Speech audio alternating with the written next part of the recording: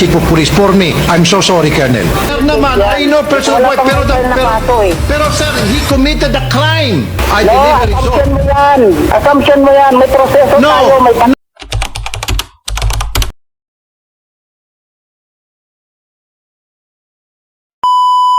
Tukan mo ako, tingnan natin, makukuha ko tong bata. Ikaw hindi mo kayang kunin, chief of police ka, ako hindi, civilian ako pero kaya Ayun, ko you kunin. can do it.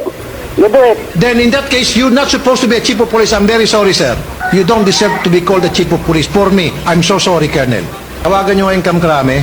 Sorry, Colonel, ha? Sorry. Meron po tayong proseso. I know the Inasin namin process, yung sir. tao. But, sir, you can Pwede cut... ko bang i-drag yung tao ko para i-personal nilang buhay yan? Sir I-take naman, yan. I know personal Wala wife, pang pero, may file na kaso eh. pero, sir, he committed a crime. There was a Yes, crime committed. patunayan niya. Then, sir, Meron tayong proseso, Mr. Tulfo. a crime was committed, then you are responsible Unless to your man. proven, wala pang may file na kaso. Sir, it doesn't matter. Sir, I'll give you an example. Halimbawa, ako po Comment yung na kayo, tao ko, LP. kasamahan ko sa RTIA. Kung sino yung pulis na to. Bigyan ng kalokohan. Grabe, saludo ko dito. Sobrang sir, tapang. cut the proseso. That's the reason some people come to me because I No, deliver it assumption so. mo yan. Assumption mo yan. May proseso tayo, may batas tayo sinusunod. Assumption, I'm not assuming here. Ako po, marami ako napatunayan. Ikaw, Tama ano mo naman, napatunayan diba? sa Las May Piñas? batas Have you naman done tayong anything in your sinusunod. life? Come on. Ako, I've done so many things. Kasi kaya ko mag-deliver. Kung Ikaw, ayaw what have kayo, you delivered? magtatanong lang kayo Tao kung mo ano hindi mo yung kaya? proseso, ano May yung point din naman nangyari, si tapos na yun, No, sasabihin sir. ng Sir Tulfo, lalaki. No, diba? sir. A crime was committed by your man. No, you judge me. That is a Sinasabi mo, crime, weak ako, sir. bakit mo? That Anong is a karapatan crime. mong The sabihan fact na weak ako? kukunin niya yung bata at sabi niya, hiramin lang. Anong then karapatan kinain niya. mong sabihan mo kung weak leader ako? Because that's my opinion. I'm entitled to my opinion. You can say anything against me. mo yan. Nakikisuyo ka eh. No, sir. No, you're a public servant, sir. You're a public servant. Huwag ka dapat magbalat sibuyas. Public servant ka, sir. And I'm entitled to my Yes, own alam opinion. ko. And you can also say anything against me. At tatangipin ko yan. Dahil you're entitled to your opinion. Nakisuyo ka para makausap yung tao. Ngayon sasabihan mo kung weak leader Nakisuyo ako para sabihin sa'yo, yung tao mo gumawa ng mali. Disiplinahin mo yung tao mo gumawa ng mali, sir. Mali yung tao mo, sir. Hindi ikaw mali mali dito, ka. tao mo. Pero however, sir, parang kinukonsinti mo. Masyado kang maliit ng tao. You judge me. Sir, nanlilit ako ng tao doon sa mga hindi gumagawa ng kanilang trabaho. Ano ba dapat kong gawin doon? sa Sir, gusto yung mga mo? gumagawa ng I-drag ko yung trabaho, tao trust ko? me, pinupuri ko po sa dito in high heavens. Magaling ko akong pumuri. Kung magaling ko akong mambatikos, mas magaling ko akong pumuri. Marami na akong nakakalam Naman namin dyan. yung asawa, nag-decide yung asawa no, na mag-file ng kaso. Ano Sir. bang mali doon? Dumadaan tayo sa prosesyo. Tapos sasabihin mo, weak No, leader sir. ako. Kasi, sir, Sinusunod naman tao pala mo ng kasi pulis ako yung eh. proseso. Korte.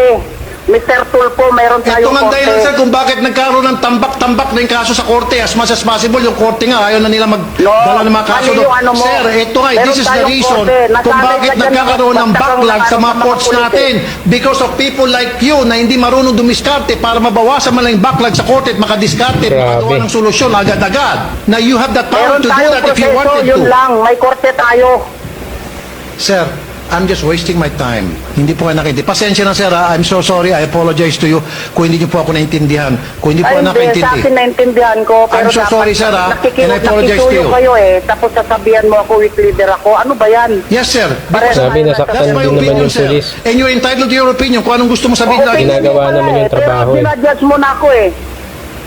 I'm sorry, sir. That's my Do you opinion. know me? Based on Leader this ako? complaint, I know you already, sir, who you are.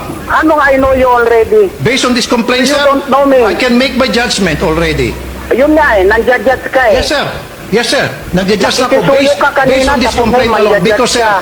this a leader can be defined by what kind of people he has. And this is the kind of people you have, and you don't know how to discipline Kaya this kind nga of po, people. dapat kasuhan niya. Kasuhan niya. Ito nga po ang dahilan kung bakit po nagkakaroon ng backlog sa mga korte na kaya naman ayusin natin kung gustuin natin by simply calling this guy and say, hey, iho, kailangan isoli mo na yung bata dahil mali yung ginawa mo. Sir, sinabihan ko na yan. Di ba sabi ko, kaya nga ako nagsasalita kanina. Bago po pumunta dyan, yung babae, kumunik na siya doon sa isang programa doon sa Region 3, yung Rectang Connect, ha? So sinabihan ko yung deputy ko na mag-usap sila, kausapin niya yung babae kasi allegedly meron kayong usapan. Ginagawa naman ngayon, pala hindi ng mo. pulis Ngayon, yung baka mamaya trabaho niya. magkaproblema ka. So hindi nangyari yon hanggang sa pumunta yung babae sa amin. Alright. Kaya huwag mong sabihin parang wala in action ako dyan. Hindi kasi Meron sir, akong sir, ginawang alam mo sir, action kung ako bago yun pumunta sir. sa amin. Sir, if I were in your shoes, sir, ang sasabihin ko, kunyari, ito'y nangyari kay Shari. Ang sasabihin ko, Shari, ibalik mo yung bata. Dahil kapag hindi mo ginawa yan, mag-aaway tayo, and I'll do everything in my power na para pakasuhan ka, administratibo, etc., etc., etc. That is a sign of a good, strong leader. Ginawa ko I'm po teaching you yun. how to Hindi be a ko lang strong sinabing leader. I'm mag-aaway teaching you kami. how people will respect you. If you do that, Well, sinabi then ko po people yun. will respect you. Not only your people, your Sinabi own naman men, pala but eh. other people na nakikita yung ginagawa mo, you will earn their respect. That will Ginawa ko yun, hindi mo make lang you a ulam guy kasi. who's very Ginawa ko lang respectable, who's naman very yun eh. strong. Ginawa ko yun. Sinabihan ko siya, ito kakasuhan ka namin. Pwede ka namin kasuhan administratively. Kapag nagkaso yung babae, pwede ka rin kasuhan ng kriminal. And then Pero what sabi did niya, you do? sir, kung ganyan, harapin ko sa korte. Ganon ang sabi niya eh. Kasi sir, kung Kaya sa akin... don't judge me, no? Wala kasi akong sir, ginawa. kasi sir, kung sa akin sir, one step further. Ito sir naman I do not say things na hindi ko kayang panindigan. Nagawa ko na po namin dito yan. Nagmamatigas sir. Yes. Ang ginagawa ko sir, with the help of the Women's and Children's Protection Desk, with the help of the Barangay DSWD, kinukuha po namin yung bata sa gusto po nung lalaki o nung kukunan namin ng bata. We use the law. At ano yung law? DSWD, MSWD, Oo nga po. PNP, Iba po kapag NBI. kapag kayong In fact, there was a nasabi, time, sir, meron ito, tayong sir, proseso. there was a time, congressman pa, okay?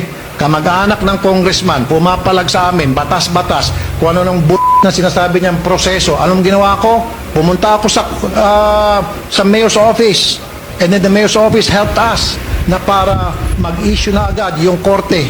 Right there and then, ng order na para i-release yung bata. Habeas corpus. Ayun na po eh. Yan sir, yan sir, accomplishment ko. I did it. Now, you could have also done it.